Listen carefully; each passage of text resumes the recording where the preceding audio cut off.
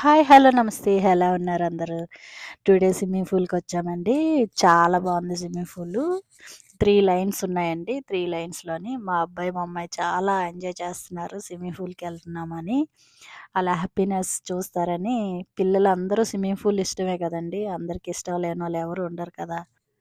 Indoor swimming pool అండి ఇది. చాలా బావుంది ఇండోరు. ఔట్‌డోర్ స్విమ్మింగ్ పూల్ ఉంటది సమ్మర్ టైమ్‌లో కూడాను. మనకి ఔట్‌డోరింగ్ ఏంటంటే కొంచెం సన్ ఎక్కువ తగులుతది. చేయలేమండి పిల్లలకి కూడాను. ఇది ఇండోర్ ఉంటది కాబట్టి మంచిగా చేస్తారు.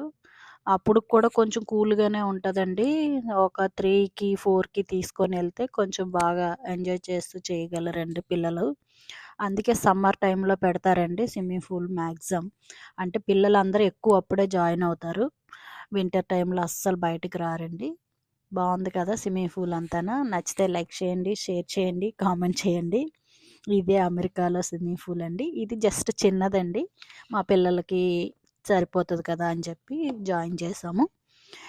ఓకే. ట్రైనింగ్‌కి బానే ఉంది కదా! అని చెప్పి జస్ట్ జాయిన్ చేశాం.